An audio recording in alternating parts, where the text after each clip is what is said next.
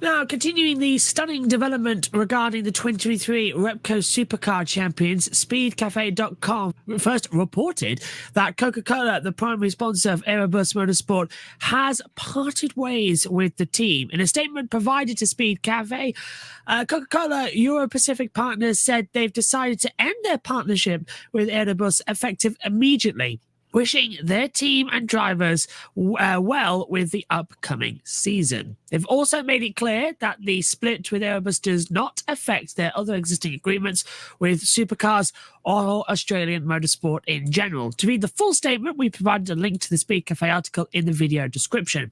Besides losing Coca-Cola, Erebus also lost sponsorship from Shaw and Partners South Cross Truck Rentals.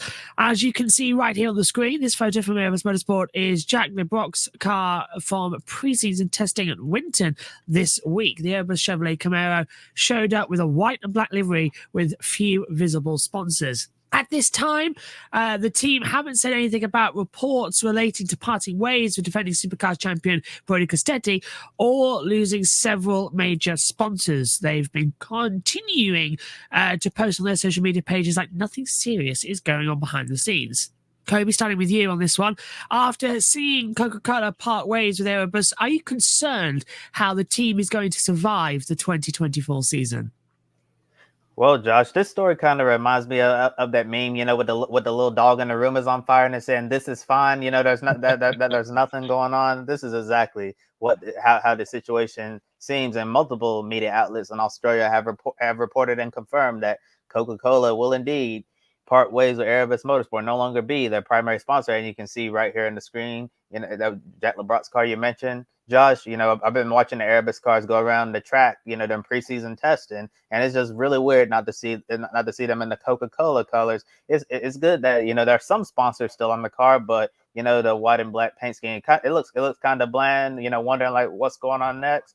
And after seeing, Coca-Cola decide to pull the plug after whatever in the world is going on between the team and Brody Kostecki, I am wondering, like what you were saying, like how are they going to survive in 2024? But I know Barry Ryan, the CEO of Erebus Motorsport, I know you're going to talk about him in just a little bit. He's basically saying, the team is continuing to march forward, because they basically have a job to do in 2024. Go out there, do their best each week to continue to compete for wins and championships. Based on everything that's happened so far in the big, storm cloud hanging above their heads, I don't really know how they're going to be able to focus on the championship season coming up in 2024 when we get started in just a couple of weeks' time with the Bathurst 500. Yeah, exactly, Kobe. And to pick up on your "this is fine" meme thing, there's just from Speed Cafe again, literally just before we went on air tonight, a story from Daniel Herrero, who's been speaking to team principal Brad Tremaine at Erebus off the back of that preseason test, and he said it's all good. It's as if nothing has changed. We are a real close-knit team, and with everything going on, everybody thinks that everything's falling apart, but it's not. Well, they're losing sponsors left, right, and centre. Last season, with the new car and the new formula as such with supercars, they were the team to beat all year. Kostecki was brilliant for most of the year, especially at the Bend where he swept the weekend, went on to win the championship. The 2023 season will have the Coca-Cola race. It was the Coca-Cola Racing by Erebus. That was the team name for last year, and they will always have that on the history books. But this whole fallout over the last 7 to 9 days, however long it's been since the story broke, beginning of last week, it's just been very, very bizarre. We were just talking, Kobe, before we went on air. Is Kostecki going to come back for the Grand Prix supports at Melbourne, which is mid-March? Who will they fit in? They've got Todd Hazelwood coming in, as we talked about on the show last week, for Bathurst, which is only a week and a half away, 2.5 weeks away, should I say, for the 50 Bathurst 500, the opening round. But will they get this Kostecki, whatever it is, ironed out and sorted by then, or not? And they'll need.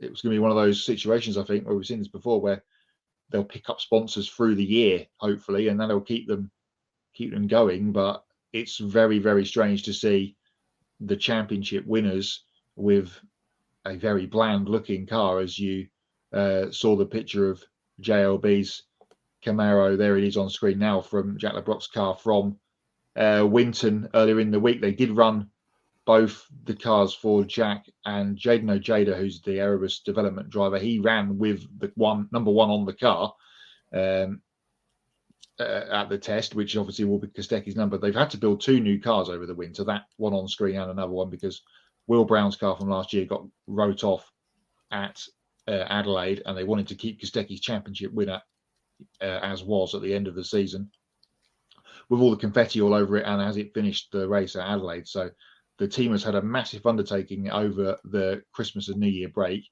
and really what they didn't want was all of this drama going on. And as I said on the show last week, it's not the first time that Erebus have had drama with drivers over the last few years.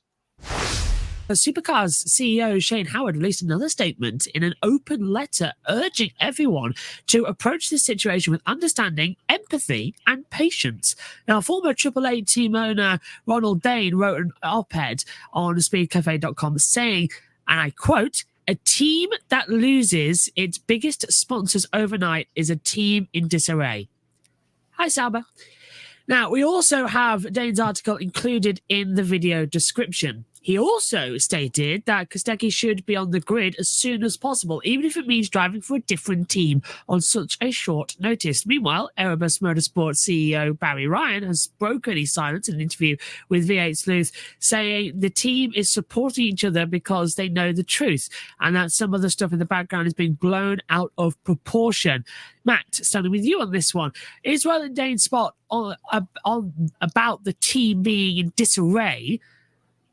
And do you think that unprecedented events needs to be made to ensure that Kostecki is on the grid for the season opener, as you say, in 2 weeks' time? Well, I think that ship has sailed to get Brodie on the grid for Bathurst in a couple of weeks. Roland would say that, wouldn't he? Being the AAA head honcho for so many years, and they had Vodafone forever. Before that, as Adam will attest to, the better electrical cars before that, and of course Red Bull for the last decade.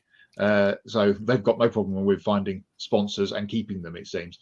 But something has to be going on. And those comments from Barry Ryan, it's typical Barry, just kind of shrugging it off as if kind of nothing's going on.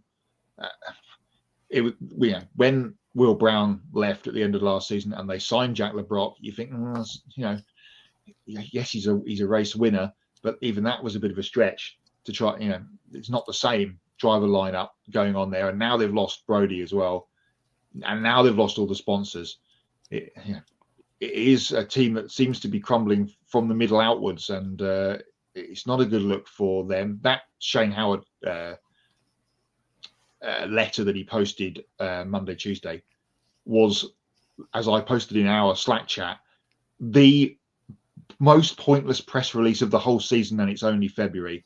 It was 350 words and said absolutely nothing at all, apart from Supercars going, it's not really anything to do with us, which is their right, because it isn't, but they'd love their champion to be back on the grid. So we'll have to see how, as we said last week and we said a little while ago, we'll have to see how this rolls out. Will Brodie be back for the Grand Prix and then onwards into the season? Only time will tell, but there needs to be less butting of heads and more hugs going on in Erebus land to get Brodie back on the grid, I feel like. Yeah, Matt, I have a feeling that this is not going to be the last time we're going to be talking about this story. Yeah, there's probably going to be development after development, and we're just going to keep uncovering this crazy story involving Erebus Motorsport and Brody Kostecki here on Grid tonight. In regards to what Roland Dane said, yes, obviously the team is in disarray. No matter how much Barry Ryan wants to say, everything is good, the team is supporting each other, standing together.